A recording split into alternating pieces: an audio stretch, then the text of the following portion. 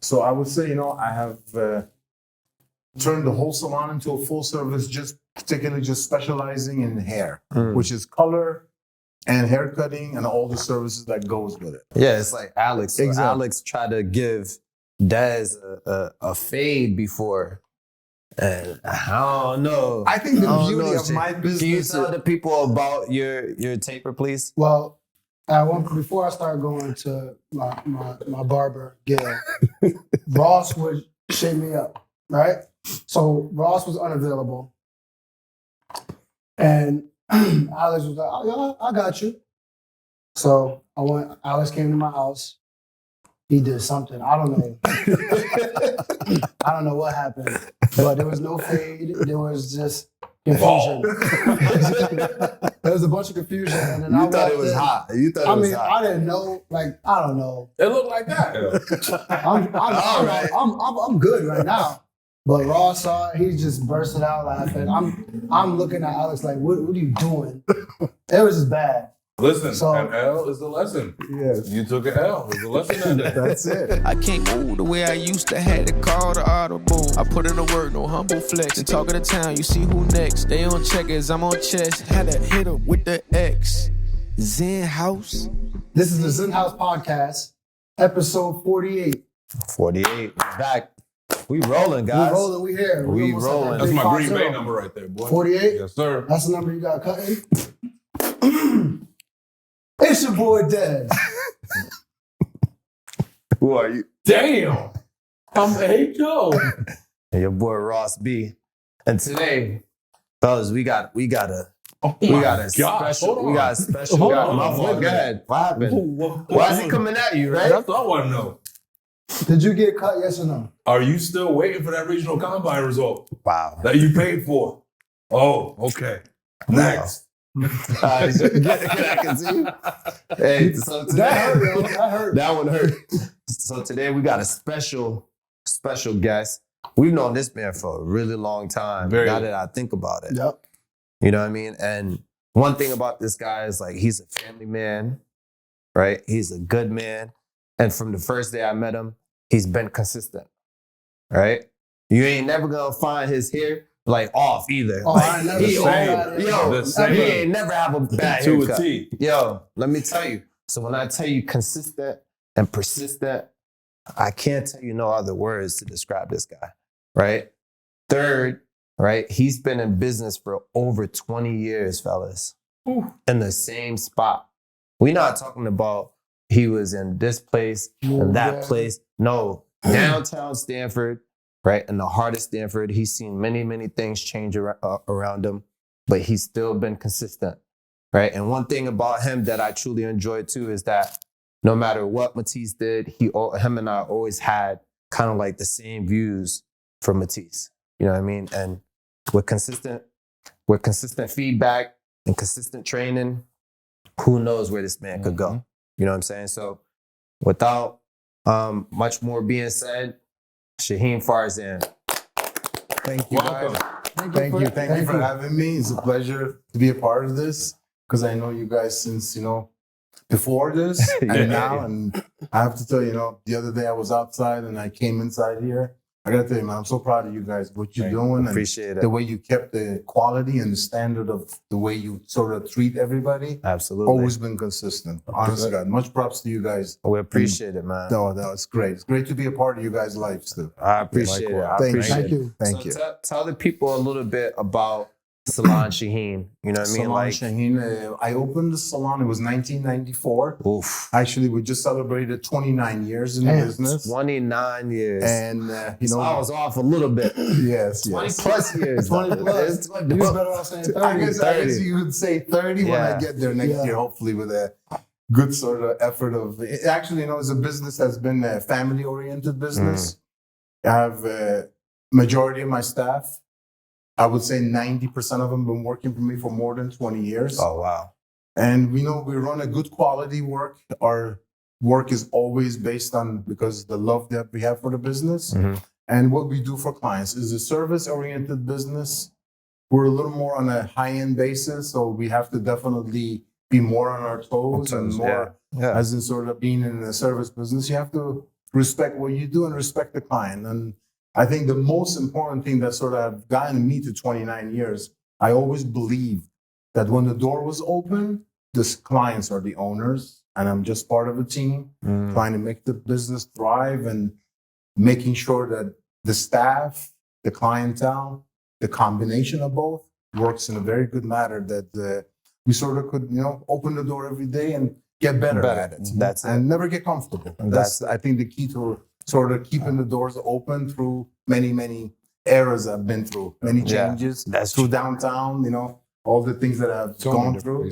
Yeah. But so tell the people a little bit about what you offer at Salon Shahin. We offer sort of, mostly when I first opened up, it was more like a full service salon. We had a little bit of spa services, a little more hair business. And it became, after years, it became sort of known to me that I would have to keep what I'm good at and what I know best.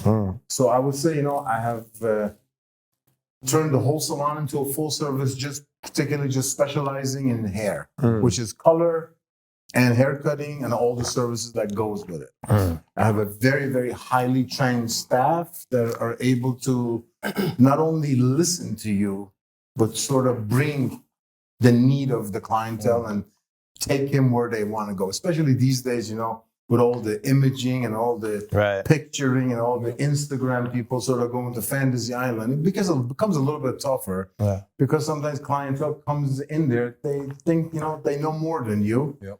Because, it's the nature of reading about something and not doing it themselves. Yeah, it's like Alex. So Alex tried to give Dez a fade before. And I don't know. I think the beauty of my business. Can you tell the people about your taper, please? Well, before I started going to my barber, Gail, Ross would shave me up, right? So Ross was unavailable. And Alex was like, oh, yeah, I got you. So Alex came to my house. He did something. I don't know. I don't know what happened. But there was no fade. There was just confusion. There was a bunch of confusion. And then you thought it was hot. You thought it was hot. I didn't know. I don't know. It looked like that. I'm good right now. But Ross saw it. He just bursted out laughing. I'm looking at Alex like, what are you doing? It was just bad. Listen, an L is the lesson. Yes. You took an L. It was a lesson that day. That's it. Listen, You never came back. go to the salon, spend the money. That's where my salon comes in. I guess, your appearance is everything about your confidence, everything about the way you sort of look and feel. In combination of it goes well together. And I think that you've sort of experienced that firsthand. Once you get a bad one, you get. And Listen, ain't no saving it. Exactly. Listen, I always tell my staff, a clientele, they could buy the most expensive shirt, most expensive bag, but the first thing that people are going to look at is their face. And the hair has a lot to do with it. That's a fact. So I think that that's the most consistent part of sort of the person that cares about their hair. Right. That's where we come in, when we sort of perform good work, we can sort of rely on them depending on us. Right. And we went through that at COVID, where I saw when it first opened up, it was like Christmas, busy every day. Mm-hmm. People were worried about the way they felt when they were sort of locked up in their house. And now that they're free, it really made an effect on the way they sort of think, the way they sort of perform. Yeah. They Appearance is appreciate it. important. Exactly. Yeah, they Yeah. appreciate it a little bit more. Yeah, You I'm made a rough comment. You made a comment about finding your niche and really focusing in. Yes. I think we had that when we first opened. We had that conflict because being where all these residential buildings, we were like, all right, we can get these adults and we can run like a boot camp. We can run like and it was tough to do, but we couldn't get away from training the athlete ages 9 to where we go the pro level and sticking to that, and then having the other, the adult classes as the secondary. Mm-hmm. So how did you knuckle down and really focus on what you Just were good hair. at? Yeah. I think that the most important part of my career has been, I started my career at a very young age. And the passion of sort of wanting to somebody feel good about themselves was very important to me. Knowing, the right. I'm pretty good, and I'm really good at cutting hair, and that's what I do. Mhm. I think I consider myself now an image maker because clientele rely on my taste, not only the scissor and the clipper. There's something that I bring to the plate that sometimes even the conversation piece. Right. Most of my clients have sat in my chair for more than 20 years.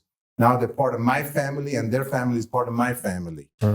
And when I first opened up, my whole concept of the salon was, I want to treat everybody the same. It doesn't matter the pricing. I want to have all kinds of life and all kinds of incomes. And anybody that cares about the way they feel about themselves, I want to be able to service them. So we have ranges of haircuts from certain price to a very high price. So we have all sort of availability for everybody that cares.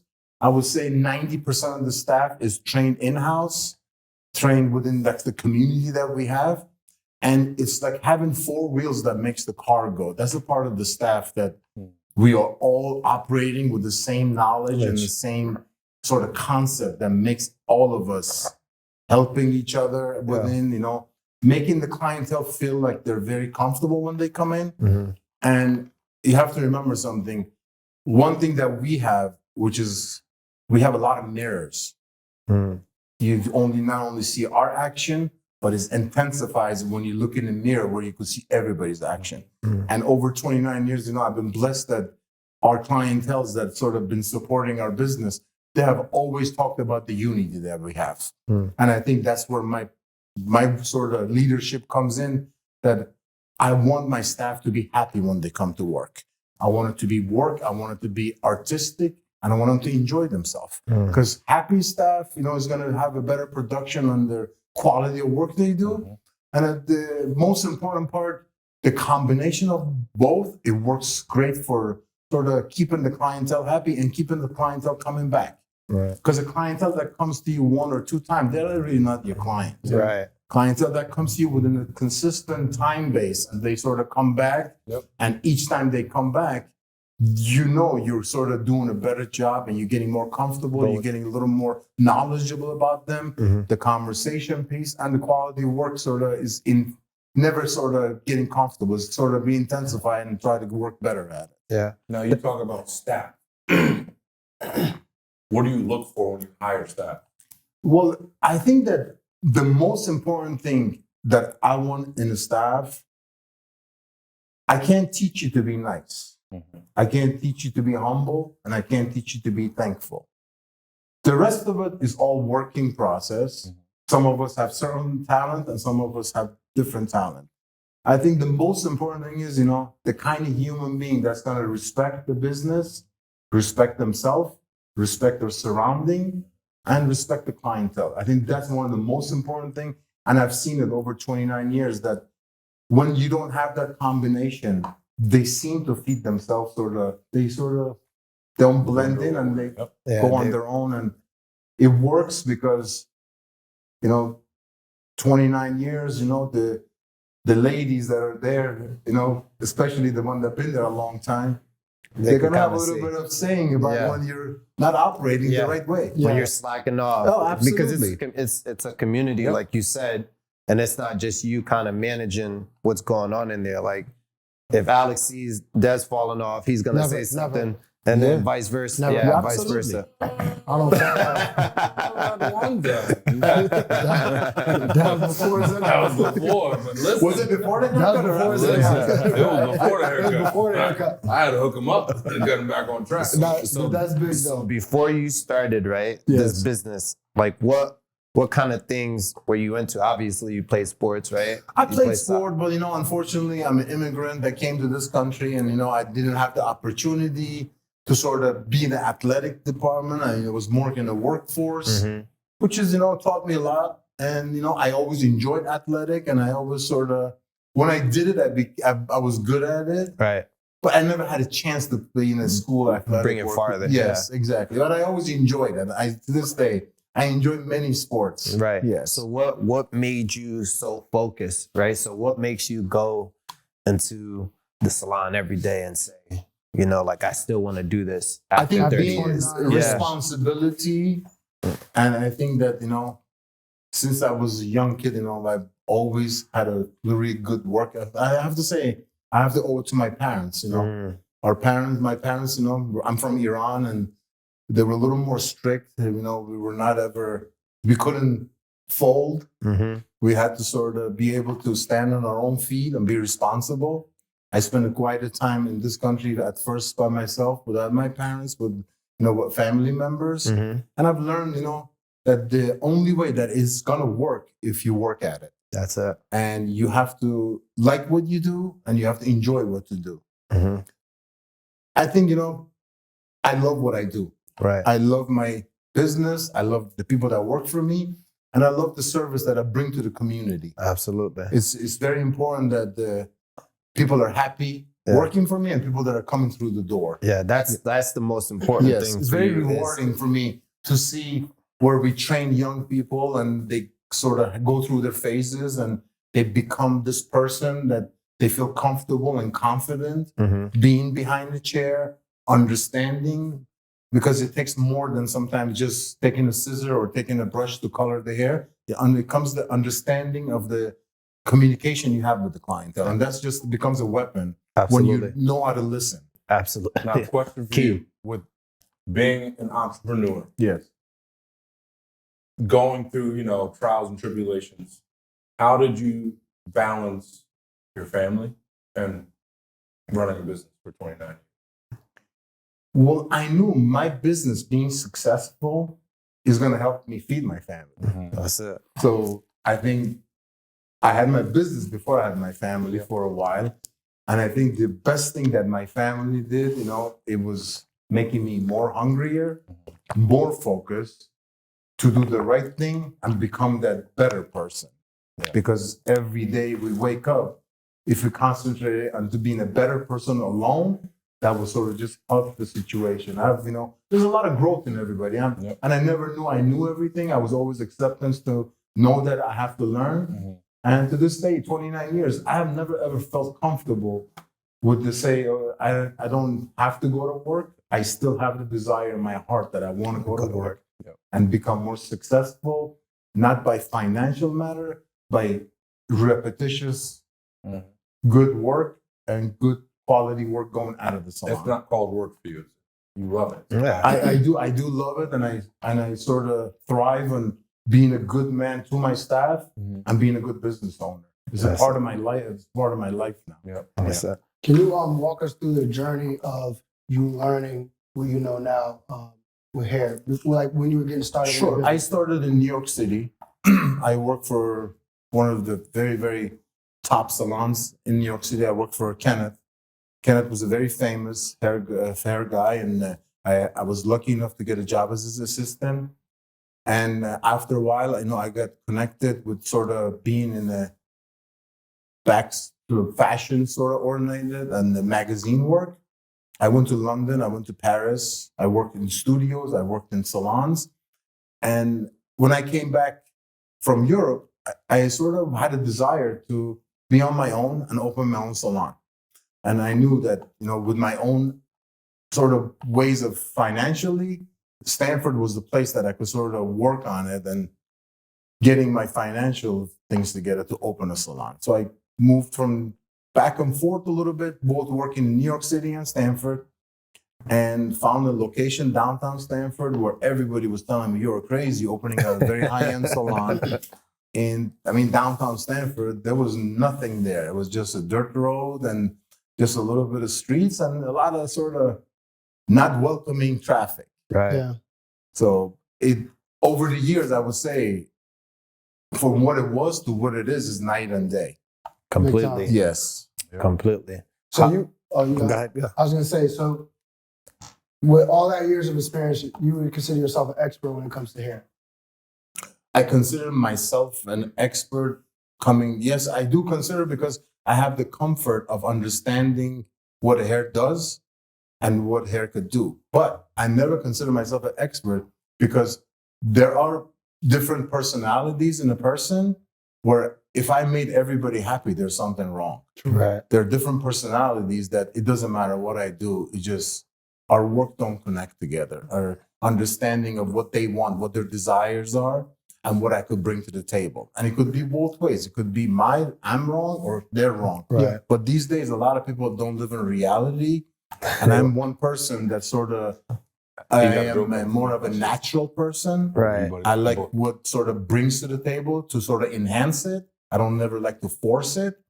But there are some people that like to live a forced life. I'm just not like that. So if you were following along with me, I was setting up the question. Setting this up. I was waiting. He's delusional. Alex. So you're saying I can't grow my locks back? That's what you're saying. We got to pick up, throw the picture of me with my locks. Yes. In this, Is there 'cause anything I want you to can grow do back. with Alex to make his I'm gonna grow hairline back. stronger? Like, is there anything you can do? Well, to be honest with you, luckily these days, having a high hairline and having no hair, it's not ever a fallacy or it's never a weakness. So Right. I think it's just a weakness. That's all we talk about. it's all all we about talk about. mindset. It's all about mindset. How That's you all see we talk yourself. about. Listen, I used to have hair like that. Not that long, obviously, but I'm like, I'm always going to grow it back. But I don't want to bring this up again. What? I have Graves' disease, so I lost a lot of hair. No. Before the Graves' disease. No, I did not. You My was hair- going back. Yes, No. Alex. The line Way is going before. back. Enough. I'm The gonna- Graves. hold on. barber. I'm gonna post a It's picture. because of the barber. Yo. I went to a barber one time and my Man. hairline just started going ba ba ba ba ba like Ross. Hey, But Don't try to. Yeah, I knew he was gonna bring me into it. but then the hair started, follicles started spreading. Like, Exactly. like, no.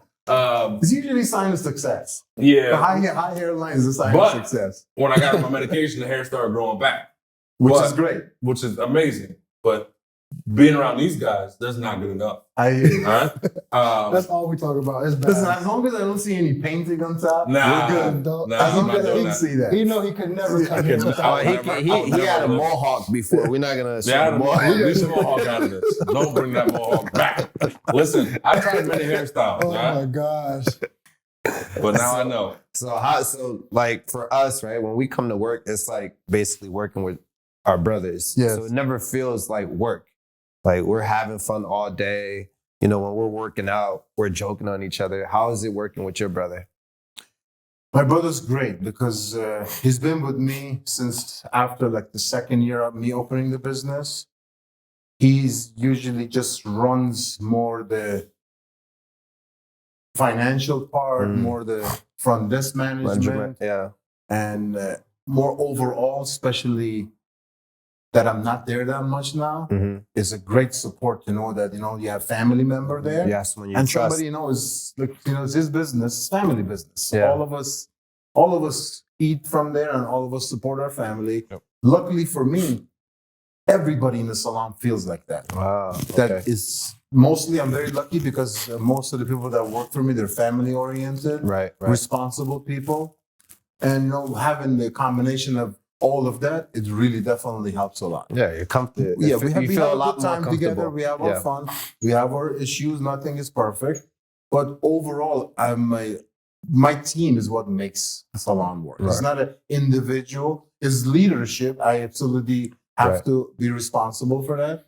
Make sure to set the tone and make sure that, we all do things as right as a group. Right. And sometimes for me to be more aware of that means that I have to sort of have my mind always in a clear matter to make sure I'm leading the right way, not doing the wrong thing. Right. Don't let personal things get to In the the way. business. Exactly. Especially with me traveling all the time with my son. Yeah, you gotta It makes take care things of a that. little bit harder. Yeah. On that, talking about sports and Yes. and Matisse, like how has it been, right? I mean, we started training Matisse when? At 5 He might years have, old. he might have been one of the. He I might have remember been the the day I youngest brought ever. him to you guys, and somehow you guys were like, it's a little too young. Yep. But, Might have been like 4. yeah, Yeah. he was a he young was boy. 4 and a half, He I was think. really young. He was a young boy, but at the end of the day, Bobblehead. he showed me commitment from the beginning that he really liked what he does. Right. And for us as a family, we definitely understood the fact that if he's going to keep doing this, we always were more concentrated on the fitness part because of injuries. Right. I wanted him to excel to what he does because the sport that he plays is very, very physically and mentally. You need to be very, very at a high level. And we always knew the fitter he is, the more confident He was going to be. Right. And the fitter he is, the more acceleration to the level that he will be. Right. And I have to say to you guys, you know, it was his commitment. And I think a lot of it was the energy that you guys brought. It made it fun for him. He enjoyed coming. I remember I used to bring him 3 times a week to train. And I mean, he sort of he was never got bored. ready. He was ready. You know, he woke up at 6:30 to go practice his serve before he went to school. And he looked forward to coming to training with you guys. You guys, you hear that? No, That's it was at 5. Yeah. That boy, he was mentally focused. And how old is he now? 16, 17. So that just shows the commitment for all those years. I got a question. So my dad is an immigrant as well. He came from Barbados. He played cricket and soccer. Yes. So when it came down to football, there wasn't much he could really give me as far as things with the game. I used to run toss left. He'll be like, yo, man, why you didn't just take the ball, right? Pivot and come back and ran back. I'm like, Dad, that's not how it goes. Not how it works. I'll be out the game. So how do you continue to help Matisse with playing tennis, being that you didn't play it? And are you in a position where you can come to Matisse and say something and I think that as a parent to be involved in a high level athlete, I think I knew my space, what I knew. I think I wanted to be more Matisse's father. I didn't want to be a tennis guy. Okay. Tennis was not important to me. It was acceleration and the happiness of my son. That was important. And him being able to do it in the long term and him being good at what he does, because I think it teaches him a lot of different things in life. So I think I knew my space. There was times, that I had to learn and I had to grow from knowing what to do to never lose my connection. Right. Because tennis is a sport. It's not like, you're in the game and you get in a bus with your friends. You take the losing and the winning together. Tennis is a very lonely sport. And a lot of times you spend with your parents in the car, traveling through state lines. And sometimes, I have made mistakes that I had to learn from what not to do to have a long-lasting relationship. Right. I think that at 16, he's traveled all over the world. And I think to this day, he still likes me sitting. I think if he could, he would want me to sit on the court when he plays. That's good. And sometimes I see parents, they tell me, they're not watching the game because they're anxious or their anxiety or the relationship with their kids. Yeah.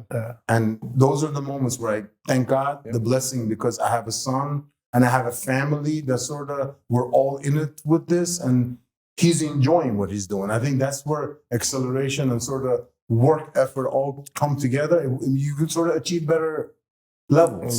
Yeah. I think a lot of parents need to hear that. That's dope. Because we see all spectrums. We got parents that not involved. We got parents that are too involved. Too involved. The kids are just... I would say I'm more involved in Matisse of doing the right thing, becoming the right man, and sort of always reminding him being happy is the most important thing. Right. And a lot of that combination comes from, with yourself. It's your own responsibility. I'm there to sort of support you as a wall that you want to lean on. But I think the hardest thing for a parent is letting go. And I think I've learned at a young age, my son travels, on his own, 14 years old. He's on a plane sometime, traveling all over the country. As a matter of fact, he just had a college visit. He went by himself. Right. Where we as a parent, we will feel very comfortable because we let go. Them do it. Yeah, we let go, and we want him to become a strong person in the community, in his family, and the level of tennis. That's up to him. Yeah, winning or losing doesn't never matter to me. It was more acceleration of what he's doing, right, and who he's becoming. Exactly. Yeah. I think that's the toughest part. I mean, now that we have kids, we haven't gotten to the point where we're doing sports and stuff yet, but like I think that's kind of how I want to treat it too. Whereas, you're not forcefully making them do something that they don't want to do, but kind of supporting them and saying, hey, this is kind of what I did, take it with your own hand and kind of do what you want to do Absolutely. with it, It goes into the stuff that we talking about, playing multiple sports. For me, my dad had me play everything. I got to choose. But my dad always says, whatever you do, 110%. That's all that matters. Exactly. If you're happy with it, do it. Don't look back. Don't think twice. Don't second guess yourself. Go and do it. And it worked. So I want to instill that in my kids. But hearing how successful you have Matisse working and successful you are, it's ingrained in your family. Yeah. It's, Because they see it. we're all, from my wife, from my daughter, everybody's They have that. included in it, and everybody's sort of happy to be a part of it. That's the definition. I think of the other family. thing that I always sort of emphasize is that some people try to be somebody. I always make sure Matisse knows he's already somebody. Right. The level of tennis is never going to change who he is. Tennis is just a game, but what you do at it is what makes a difference on who you are as a human being.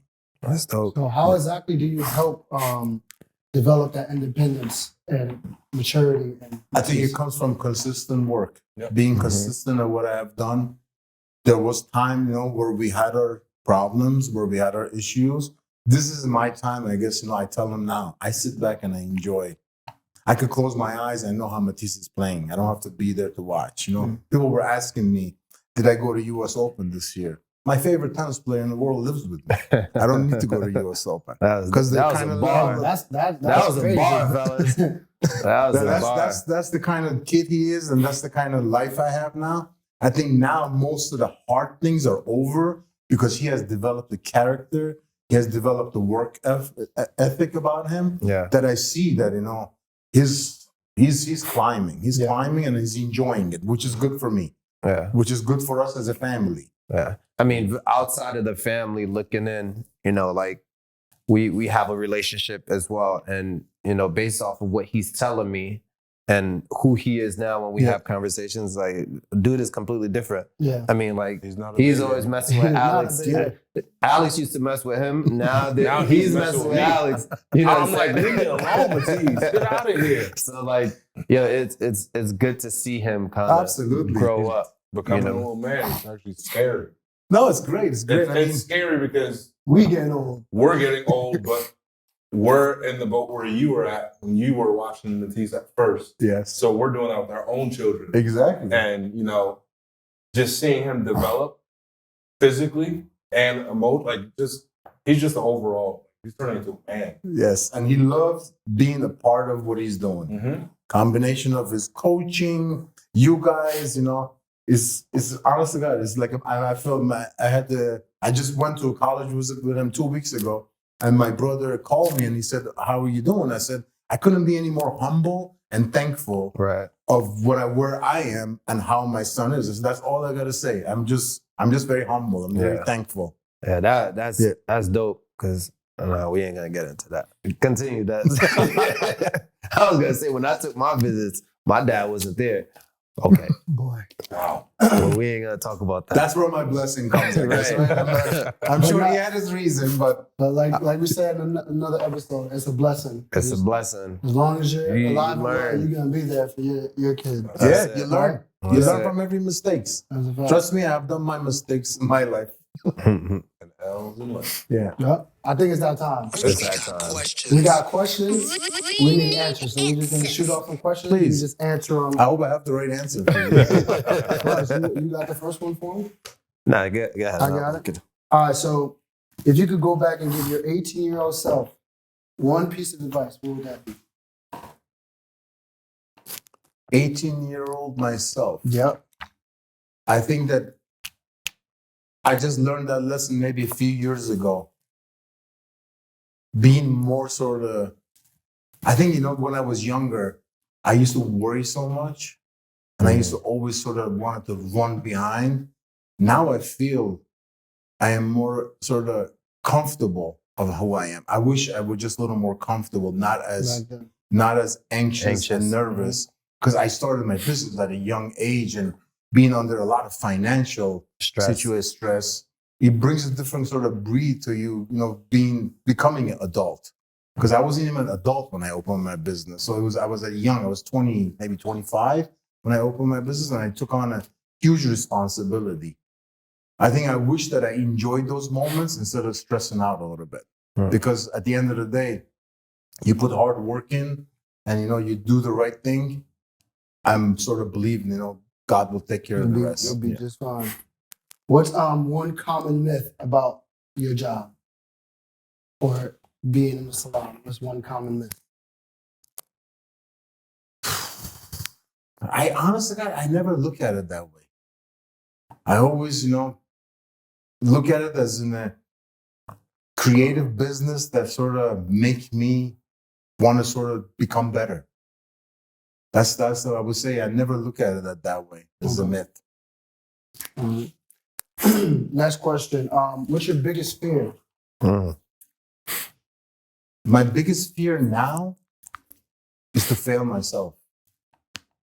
I guess that's sometimes I still put pressure on myself not to fail because, with having such a responsible life, because my responsibility now as a business owner and, family, growing family, with my daughter, with my son and my wife, make sure that, that everything sort of falls into place and the progress of them being the right person for the right job is the direction that me and my wife bring as a family. What's the most memorable moment of your career so far? My most memorable moment in my career, I would say COVID is the most memorable time in my career, the day I closed my business and not knowing what tomorrow is going to bring. Wow. And, working at it and, not sort of knowing that if you're going to be able to support your family, I guess is more of what makes you stronger and what makes you believe in that it will work out and believe in the fact, at the end of the day, health is wealth. I'm a cancer survivor. So you made it. I think that, yes, absolutely. So that was another big lesson for me to learn that, at the end of the day, you have everything when you sort of keep life a little simpler. Yeah. I just thought of a side question after asking you that. So you being around a popular salon that deals with a lot of famous people and stuff. Yes. How do you not go the route of doing hair for the famous people and you did a more family business? How do you pick? When I used to work in sort of fashion shows and sort of magazine work, I sort of found it to be a little boring. I found it a little more faker. I found it a little more sort of not my cup of tea. That's why I chose to be in the everyday reality of sort of creating and sort of work that I do is more based on haircutting. So my job would be easier if I was in the regular public and sort of brought my best ability to make their life and sort of make their life better. Yeah. By sort of feeling good and looking good about themselves. Yeah, I think today's society, I've seen videos of this, especially in the barbershop. They'll be cutting their regular customer. A famous person will walk in and they'll kick them out the chair and they'll start cutting. And there was one, I forget who it was. There was one dude who was like, nah, he's up. You got to wait. And people were saying all types of things like, are you stupid for not? I think my belief is that whoever you are, however life you come from, you're a superstar when you sit in my chair. Right. Everybody's a superstar. Yeah. Everybody's somebody. Right. Well, that's true. And that question for you guys, we've trained pros, we train kids that are 4.5.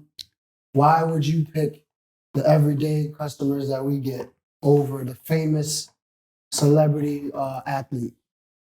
I think for me, like the enjoyment of it's just like when one of our athletes just stopped by last week, right? And I was training a younger kid, and when she came in, she was like, "Oh my God, Ross, it's like so good to see you." And I broke down to him exactly all the stages, right? So I broke down to him all the stages in which I've seen her, right? Started in middle school, then I went to high school, then she went to college, and now she's literally like our next door neighbor with a job, you know, Fresh out on of college, salary.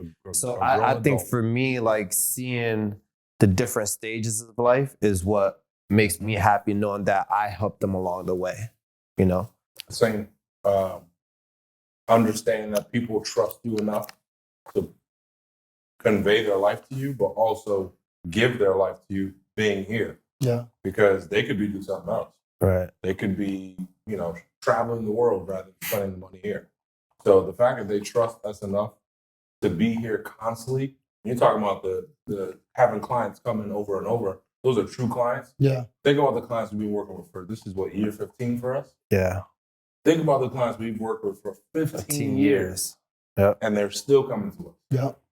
I think with a new set of kids. Mhm. Yep. And then they bring their friends. It's just, Their parents start to Yeah. jump in.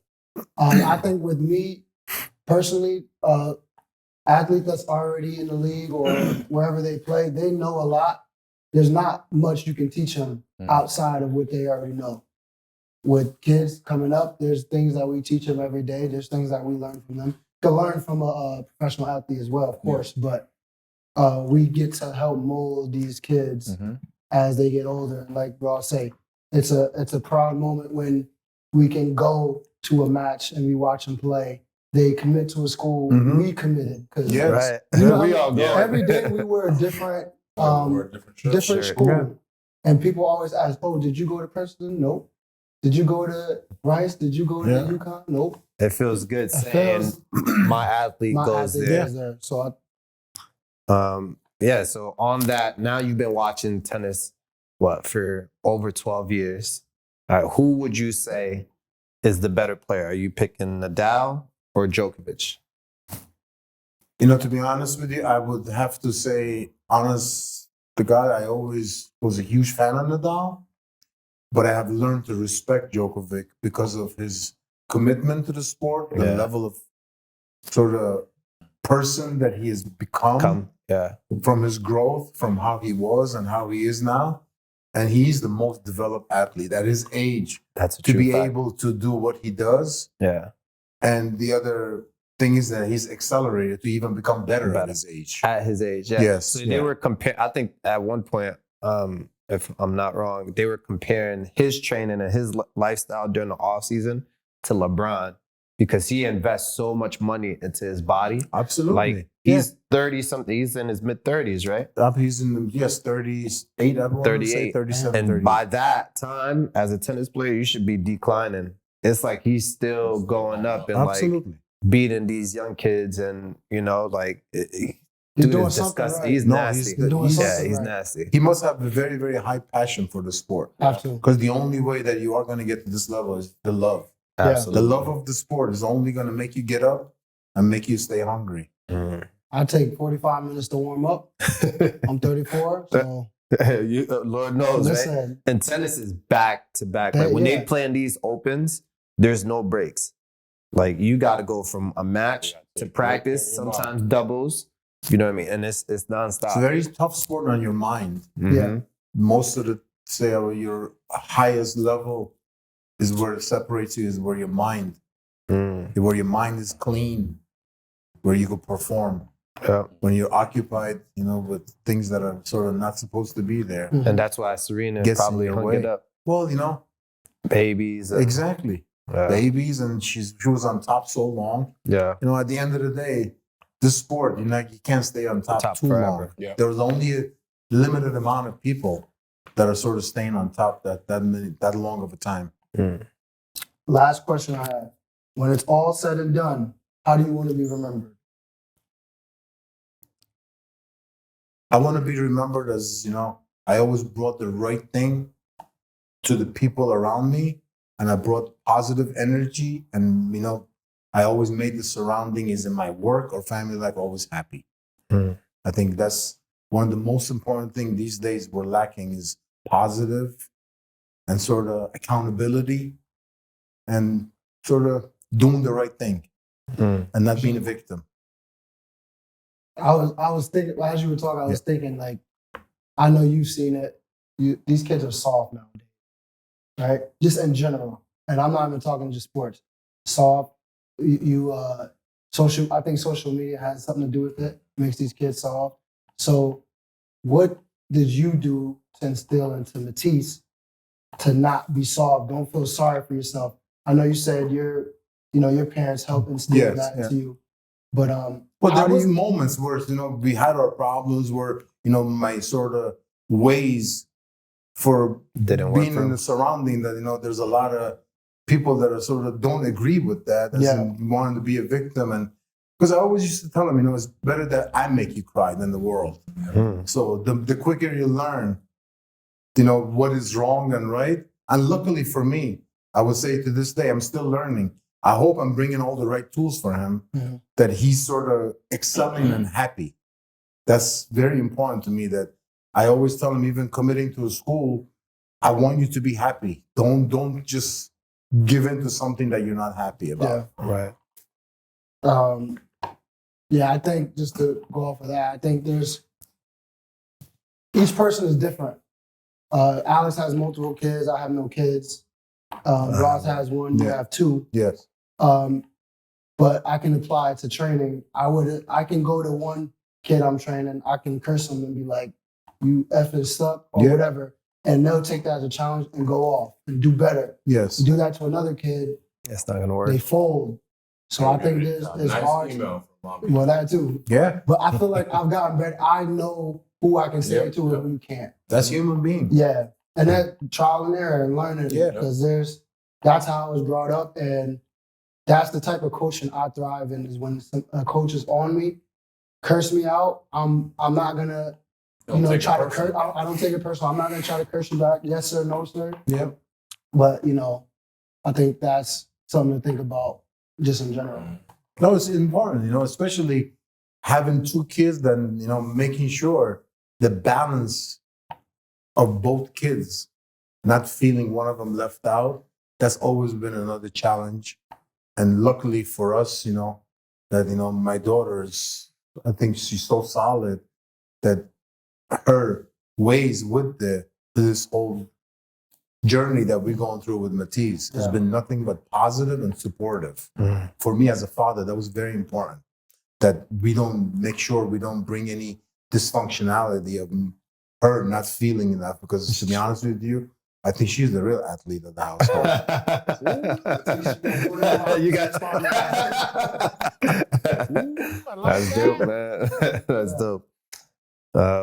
So I mean, with Leela, like, she came to visit before, and she's a completely different person. Yes. I haven't seen her forever. She's completely different. Absolutely. From what you guys remember, I'm telling you, just take it, Yes. throw it out. That's the only time my heart starts beating excessively, when Leela comes to tennis tournament with me. Yeah. I mean, developed and, just run with a lot of boys. And those are the only time where I'm so sweating. Yeah, that's what he got two girls and I got my girl. Buckle up. That's what I was about to say, because like, it's just like More guns. the boys, Yes. boys and the girls is very it's very different. It's another beautiful journey for me to know. I think my wife gave me the best sort of advice, pick your battles. That's it. And make sure, that you stay close, and make sure, it works. Yeah. And I'm working at it every day.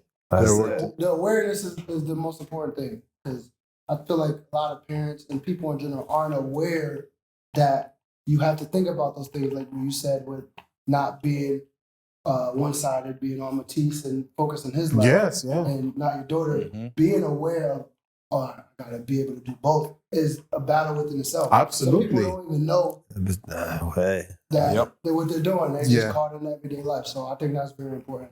On top of that, that's dope. We want to thank you for taking the time. Thank you. Thank you for having me. If you have IG handles and stuff like that, tell people where they can find you for the salon. Instagram and Salon Shahin. And we are at the Instagram address. To be honest with you, I'm not good with the phone and stuff. Salon Shahin has been there 29 years. For you. We're at 66 Broad Street. And, if you just want to stop in, consult, you want to come see us, however it is, we will try to be there, to help you and sort of make things better for you. That's it. Yeah. He'll get you right. You can't save Alex. I mean, I was gonna ask him with your hair being pulled back all the time. Whoa. What's going on? Because you got the locks, you got the lobster, right? You call it the lobster. What do you think? Show him, That's Dad. artwork. That's beautiful. Beauty. I like that. Alex, you're just a beauty on your own, bro. You're good. You don't have to worry. I'm here. That's just me. I'm the best looking guy here. Desmond, stop it. Yeah. Come on, man. Come on. I know you can't do nothing with these two. Their corners are gone. Absolutely. It is what it Yes. is, but Corners. thank you. Thanks for having me, man. Thank you. Thank you We guys for all you do appreciate for my son. Thank you. Thank you. XenHouse, yeah. XenHouse, yeah.